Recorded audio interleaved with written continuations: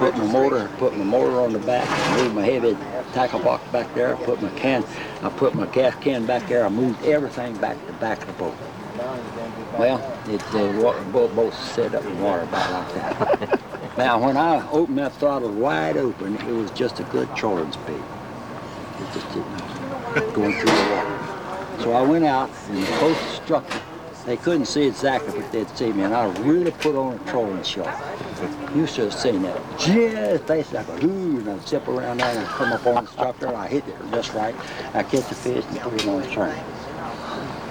So I came back in, and this guy walked out and I bumped up against the top. This guy walked out and I bumped his cornets behind me.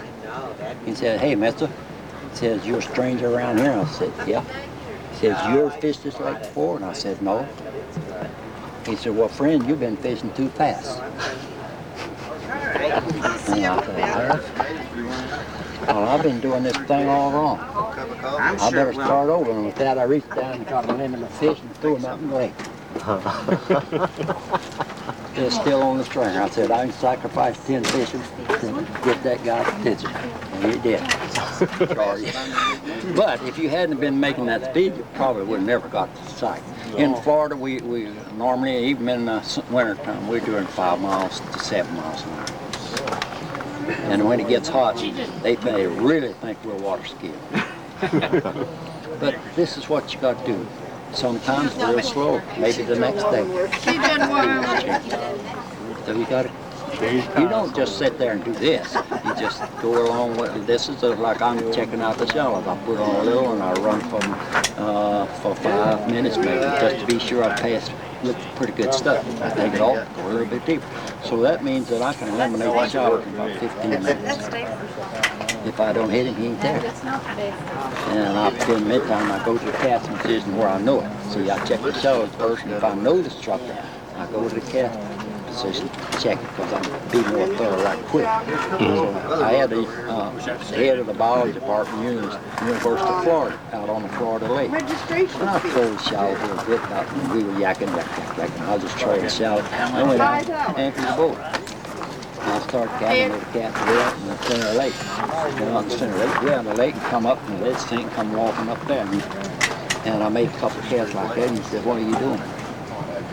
I said, "Well, it's all muck out there. This is a little short part, and I get mucked up. This area right here is clean, the bar goes out, and that's where the fish will come." And he said, "Well, why aren't you fishing back there?"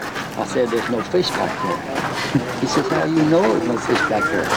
I just fished them. I think I'm going And he said, "You mean you're going to cast out there and it's 10 miles away, this way, 10 miles away, the fish going to come up like that?" I said, "Yeah." He says, "Don't do that either." You can tell Pete. I said, "All right, you're going to sit here." You're going to sit here in this hot sun. I think I'm going to go shut up Scott, and I could probably take care of you. Sit there and every once in a while I'll make a cast. One on spoonplug, drop it on the bottom. I'll take them home if you want. Even though I didn't catch them, I can go home and 2 hours and 14 minutes. I can too. That's what I did over the weekend. It's like down there in Florida, this guy said, "Be sure that happen." See? And if you run more than that, why do they come up 4 feet to grab something when there's something down there close to them? We're on the structure situation. He ain't out here. They're not going to go in and follow the big fish. They're not going in and follow. They're getting up approaching that shallow water. Let's make you a fish. And you're downstairs now. When you start toward the shallow, you're going to start wiggling, you're going to start fishing. You're going to move along the bottom. That's your track. You know where you're going, you follow. But when you get up around that 8 to 10 feet, up in that 10-foot zone, you're going to pause. Then you're looking at everything. That's the reason that we have to strain that whole system up there. So when we get down here, we're a fish. We're still a fish now. We're down here. See, we don't jump up here and go up there. We don't do that. This water up here is just for the boat. The bottom is what you're at, because that's the way the fish does. Then when he gets up around 8 to 10 feet, and he says, "Whoop, back up, I'm getting too shallow." Then you look up here. And so that means you got to strain all that water. And you know, you're right here. You may hit him up here 2 or 3 feet because he's here.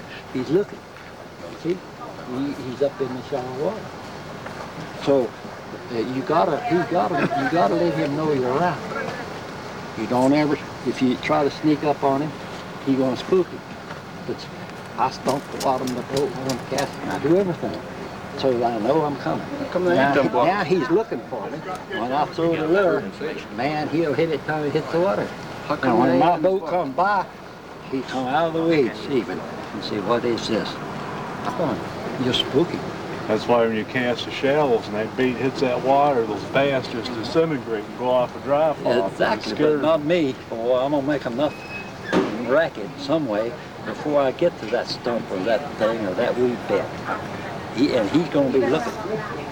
And then when I make my cast, he don't spook. He takes the look. He's ready. Think about it. So when I was a little kid, I'd go fishing with a cane pole.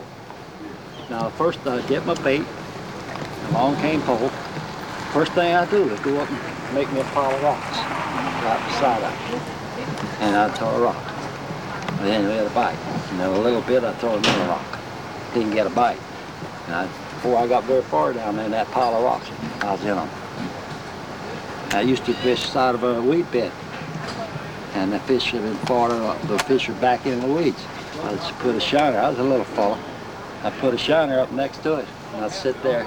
I didn't sit there long, because I had another cane pole that didn't have nothing on it. And when he didn't bite, I'd start beating the devil out of that water. And I'd beat it, you ought to hear it. You'd think I had an alligator out there. Should be selling water beaters too. And then pretty soon, boom, gone. Right back in the weed, and I get him out. Well, he didn't know I was around. I don't even know I'm around. They're curious. They come out and see what's going on. Yeah. See, I do everything backwards. Can you hear that? Oh, you can. Be careful what you say. You're on camera. You're on camera. Look, could I get you to switch this right over to the other side once? Let me have that switch right over here. We're experimenting right now. How come you wrote so much? He's experimenting. We just got cameras and things, and that's How the come you latest technique. how come you figure when everything you wrote, you always figured on the bass? When the, the pike and the muskie, they're a little bit different. Well, not too much. I'll put it this way. Sure, there's peculiarities, but I mean, a pike will always move fish on is a fish is a fish is a fish. They'll always move on a steep structure, though, usually, even in the summer. Well, you mean maybe your deep structure, but you go other places and they'll line right off of the long bars. We've been fishing about 30 different lakes, and all those pikes, and muskies the same way. Well, you're getting down deep. That's what the major thing that you're doing. Possibly you didn't get that deep when you were working on other stuff, shallower stuff. But you take down in the Carolinas and through the mountains region, the muskie are off the deep bars. They're either highland lakes or they're lowland lakes that go down there on a break at 50 feet into the channel, or 60 feet, or 80 feet into the channel. Yeah, because they don't. There's where they are. We got a dam, 2 dams we started fishing in northern Michigan this summer. Never fishing before in my life, and we was catching 5-6 pound smallmouths. And I had one pike on, and he must have been 25, 28 pounds. And I had a kink in my wire, and he broke the line under the boat. And that was the only one we had on there, and he was in 50 foot of water. Oh, sure. I tell you, they'll go downstairs. The deepest I ever caught a bass was 125 feet. I was out in Lake Mead, clear, and that bar went right on downstairs, just kept going. And I don't know how deep, it's going 300 feet or better, but at 125 feet I hit him. Now, I followed them down. I found them earlier, late one, up around 20-some feet. And then I knew they were using this structure. So, weather chase, a little bit. And so what I did, I just went right on down the structure. And when I got to 125 feet, I caught one. But many times, 60, 70 feet. If it's like a second day after a cold front, which I found to be the worst day of them all. No question And- about it. Okay, and you're right. And those fish, they're not on structure, but they're backed off, say, to a 35 or 40 foot break, and you know they're there, but they won't hit anything. Is there any? If you get a lure right on top of their nose or a dead Yeah. bait or anything, You will gotta hit that? figure speed. They're not going to chase anything. You always figure that this is very difficult, and you and I can't do it very often, due to wind, due to other things, due to our interpretation, due to everything. If you get it here 0 speed, you have a little figure he's going to suck it in. But if you put it over here, he may be so dormant or so deep that he won't turn and go over and get it. But you got to figure that I got to get my lure right on the money, and if I do that, I'm going to get him. But here again, your most catchable fish is related to features of the bottom, not out here floating around. You can try to beat your brains out there, but when he comes in here toward a break line or even suspended over a break line, he's active and he's catchable. Whereas you beat your brains out wondering what he is.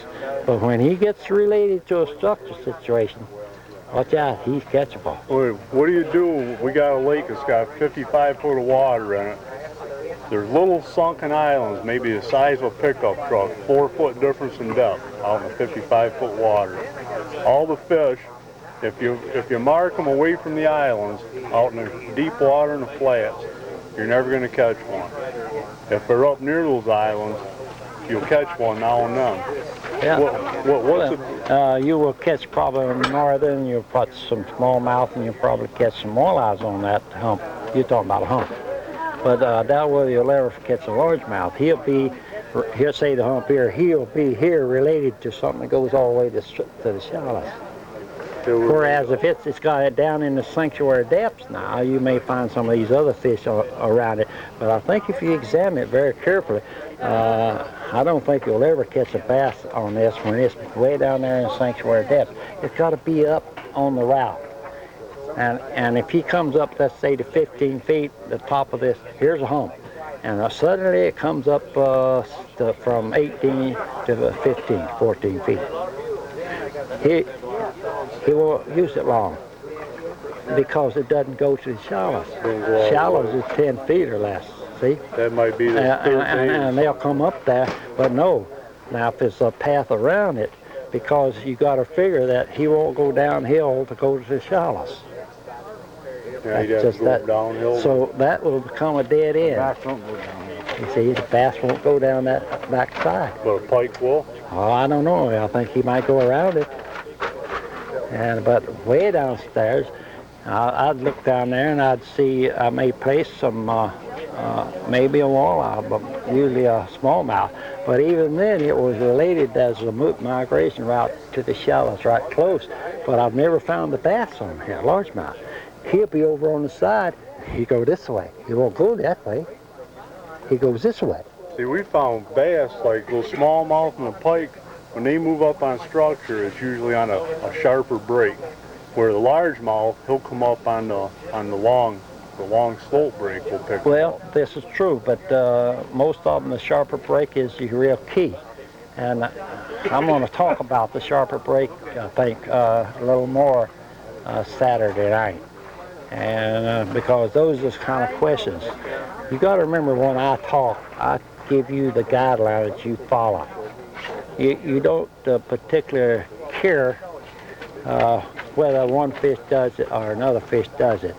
All of them will use a sharper break, and I'll tell you why they use a sharper break, especially bass. Quicker way to get back to deep water. It's the fastest way back, not up, back. Yeah, we've seen that a lot. Yeah, in other words, it's just like I could give you a lot of analogies of this thing. He can come up and look over the hill and look up, see, but he can also come up on a flopping bar and look. But the long bar, you see, is a long ways back to deep water. All right, over here on the side is a sharper break right there. That's where he's going to come up. Then he's going to case the joint, and if anything happens, or he doesn't like it, and that's as far as he's going immediately, he's back in deep water. Whereas this, he's got a long ways to go. So your sharper break is going to be your contact point. It could be over the side, but it's how that sharper break is related to the deep water. If the bar is related to the deep water, better than the sharper break over here on the side, then the bass come up on that, related to that deep water. Now after he gets up on the bar, if it's a break line, here again, you say here's a bar with break lines on both sides. The break line out there starts doing this. But this break line here comes a little bit shallow. This break line over here from the contact point goes downhill. He won't go this way. He comes this way. What's to stop him from coming up that way, taking the deep side and coming all the way up? Yeah, but he comes up the deep side, then he's going to go up the break line toward the point. Then he'd be going downhill again. No, it's going uphill, but he can turn and he come this way. See, those are not important. You just see the structure, and you just control your depth and speed on that structure. All the peculiarities you see will take care of that. You just control your depth and speed and cover the structures I give you, and you'll take care of all these peculiarities. Pitch it, where you contact. But when you get up on it, you can look at a structure, and you can immediately say, there's the contact point. And it's I've been in mapping the interpretation. I spend a lot of time on that, especially in my talks. This is the area where you can get better and better. You always can get better on the interpretation. You don't try to explain why he does this. Yeah. He's a cold-blooded animal, and that's enough. And he lives in what I call a hostile environment. Very hostile environment, a cold-blooded animal does. So the deep water is the home of him. That's where everything is stabilized.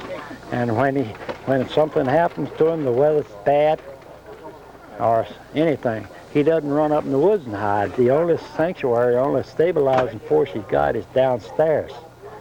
And I tell you, the home of the fish, the deep water, people laugh at you.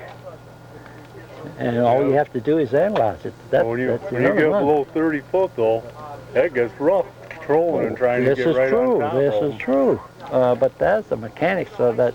You got to go downstairs. What do you think about vertical speed, nail warmers? Well, I just on the vertical, I just try different speeds. What do you think about weighting down different baits with different weights so they drop at a certain speed? I just usually I just get different weights. We got a couple of guys that are getting into that, and me and Bob keep telling them that they're losing it. Well, it's they are not controlling their speed very good, and they ought to be using the no-bow line, so they can control that. A lot of them are using too light of lines, and you can't control anything. It's speed. I'll use a little lure, and then I'll keep getting a bigger lure, and so to control my depth on the sink on the jig. Let me ask you this: what do you think about a 10-pound wire? You mean a braided type line? No, solid stainless steel 10-pound wire. Yeah, that's all. I make a surgical steel. I make the best, and I have it. I've been using your 20. Yeah, I have a medical outfit in Fort Wayne, Indiana to run my wire. It's the only, I say it's the only round wire on the market, on my wire line. It's stainless and it's surgical steel, where to sew people up. And it's got to be right on the money. You think wider line gives you a better advantage? Well, you're getting deeper. Yeah, in a way, but it handles better on the reel. Yeah, it just worked good. And the other day I got in quite a few 50,000 yards or so, and I got down in it just a little ways, and I felt a little roughness on it, on the wire.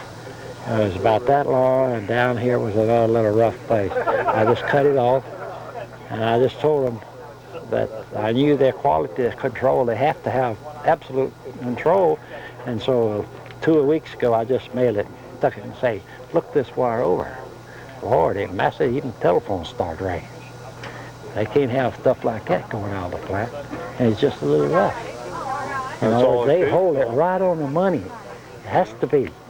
And so it makes a lot of difference. A lot of wire has got weak spots in it. And, well, everything has as far as that goes, but it's the best I can find. How do they rate 20-pound wire? I pull up a log that big around and 12 feet long with the wire wrapped around a screwdriver trying to get my spoon plug back, and I never broke the wire or nothing.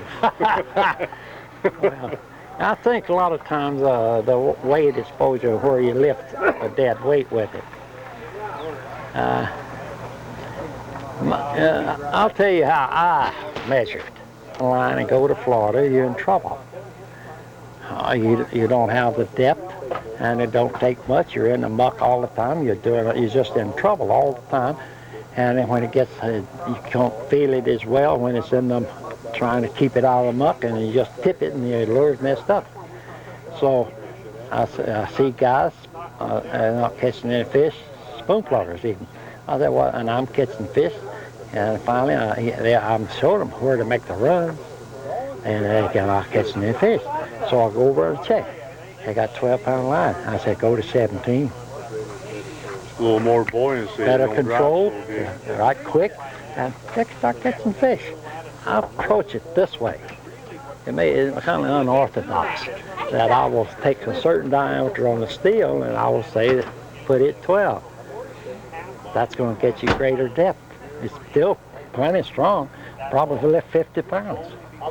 That's a terrible thing to say, you know, I'm telling the trade secrets, but that's what I do. And then I go to 17, then I go to 20. And the diameter is just a little bit more. It wouldn't make as much on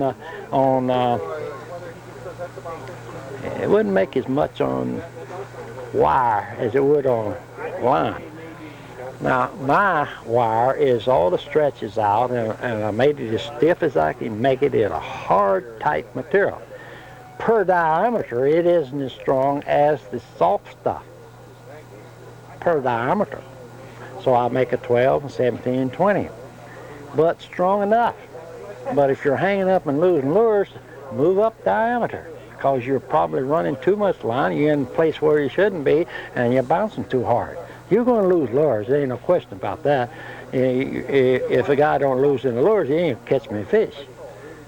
You know, you got to fish in, usually a fish around something that you want to get your lure there.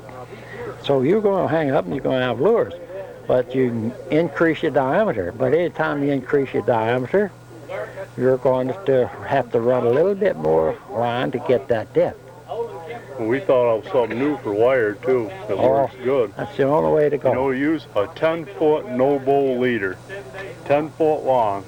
And what it does, instead of that wire going down that spoon plug with a short no-bowl leader digs the bottom, you run a 10-footer, and when you go over a hump, that spoon plug will walk on that no-bowl right up and down that hump. Yeah. Just slicker than heck. I run a leader on my wire. I don't want to use a leader on no-bowl. Well, I meant if I use wire, then I use a leader, a long leader, no-bowl. Yeah. That gives me what I want, because I want to feel it. And the lure keeps going. If you keep that spoon plug going, she'll come in that lip bumping, and she comes here and she hung. You just put more pressure, she'll go right on up like that, and whirl over and go right over. But if you come in here with a little old lemon rod, and she hits here, and you let up on it, and she flops down, she just hangs more. But I take her right through the brush. I rip it through there, and I rip it off those rocks. You feel how many branches you hit on a tree, too. Yeah, but you're going to hang up once in a while, but I'm not going to be reeling in all the time either, or trying to get it. So when it hits, you keep a lot of pressure, and 9 times out of 10, and then if it doesn't come with a lot of pressure, I'll just throw it back rod tip, and that lure is hung a little bit too much, and I pull the sword to go over, but it's hung so that I can't get it up. So I throw it back, and it flopped back there, and right over it. Keep right on going. I don't want to have to reel that son gun in. I'm not sure that they will let us use it. I think my grind was pretty good the last time. You got one of my headwinds originally, didn't you, Bob? That feels pretty good, Daddy. I think that grind is pretty close. I think I go back to that particular grind. A lot of people, they tell me that they, on this rod, for instance, that my tolerance wasn't good. They don't know what they're talking about. They say it's too flat through here. No, this rod, I came down with a straight taper, and then when I got in here, I leveled it up through here, and then I went to a straight taper again. Now on the heavy duty rod, I go to a little bigger base here, but I take her a straight taper all the way through. See, this, I want to see where the bend is. That's where I want it. You know, that so what I rod, did, I flattened it a little bit right here. Yeah, see, that musky rod, well, up north, we're in the weeds all the time. And these light rods, you get weeds on, you go to jerk them off, get them off real quick, and it's just like a wet noodle, you know. You can't jerk them off. Well, this is true. Bob's got that musky rod, boy. You give that a jerk, and you rip the weeds right off, and you just keep right on going. Yeah. Well, I just had my eye do it. It's the manufacture and sale of fishing gear is really, in a way, rubbed me the wrong way. It really does. I'm trying to teach how to consistently catch bass and what makes that old fish stick. I use the bass because if you can consistently catch him wherever you go, brother, don't worry about the walleyes and others. They just get in the way. Too bad. So that's the thing. Any peculiarity like speed control and so on, you're supposed to check the speeds anyway. And so it's you ever have to run a boat wide but I can it's no trouble getting a rod design just like a man wants it. It's just, and I do that sometimes, but you know, it's quite a chore. I don't grind them, but I got somebody, subsidiary of Shakespeare. Actually, I just go down to the plant, so they're not too far. It's over in South Carolina, but I just a short ways. And I just, when I walk in the door, they know they're going to I go down to the grinding room. They're the only ones that can. I've gone to Michigan, I've gone all Kansas, I've gone all over the country. And they're the only body that I know that can hold tolerances. Why, you won't find one out of 500 that won't fit that thing. And you get them ground somewhere else, and you'll either have to go to a smaller size or a bigger size, which changes the whole thing. You know, they haven't got the same rod. That's a short handle one there. This is the short handle. I got the long ones. I like the long ones, boy. You can lay them Well, it back seemed like the the boys liked the long handle, you know, to put against there. Put it right against there. You But, really got the feel. And Rome wasn't built in a day, boys. Did you eat yet? But really, if you don't, you go fishing to catch fish. That's what you go. The scenery is something on the side. But I never would, when they say, well, I didn't catch any fish, but I had a wonderful time. And I said, you want me to tell you what? You're lying in your teeth. He has a question here for you that he's been having a little bit of a problem on casting position. That's one of the hardest things to come up with. You know, we were talking about it over here a little earlier. You know, when I first started spoon plugging, I had a casting position that I simply didn't recognize. Wife and I were up in Canada. The conditions were perfect, and we had an inversion, and the walleye were hitting like crazy. We were into a school of adult walleye, and I didn't recognize it as a casting position. I can recognize it that fast. I can now. Yeah, I know did you can. See, I mean, this comes with you. The structure is telling you something. The weather's telling you something. The watercolor's telling you something. And where that fish took and how vicious he took it. And anytime you get a double, watch out. You're in them. So I usually, sometimes I never go back and make another pass. I go directly to the cast, to the anchor. And but sometimes I'm not quite sure. So I make another pass, and I notice where this fish is and where he's taking it and where my approach and how the bottom looks, where I must anchor to get him. And then that keeps getting better. I was just telling the other day, Don Nichols, he and our anchor goes up and down like a window shade. And Don and I get in, we don't say nothing, we just go to the cast and we can recognize it. And one day, I forget where we were, we hit a fish and we went to the cast and we made several casts and didn't catch the fish. And then I said, well, Don, we should, and he says, yeah, we'll move about 10 feet that way. I said, that's right. And I moved 10 feet that way and we was in them. You see, you're downstairs. You could have been that they were over on the side of this thing. We fan cast enough that we thought would take care of where our interpretation was a little bad exactly where they were. But we could tell the way our lure sunk on letting it sink to the bottom that we weren't getting what we wanted. So then we moved over 10 feet and was able to hit the spot. We weren't able to hit it before, and there they were. But I say, you have to learn to recognize the casting system. A lot of people, this is the toughest thing that I think a lot of people have. On a long break line like this, like the farther break lines, for instance, they'll be scattered. There's nothing around there that make them congregate except the long break line coming up to it. Then they scatter. And you take Lake Marion. There's only 1 or 2 casting positions in the whole Cockeyed Lake. Now, the most I ever caught there was 7, and they weren't very big. But they're scattered along the break line. Yeah. And what little features you see is 2 cockeyed shallow most of the time. But I believe Lake Marion's coming back, the boat. Yeah. So you might have to go to a jump lure instead of spoon plug. And therefore speed would, and trying to maintain your depth at the same time you try to increase your speed, very difficult. So that means you're going to have slow speed.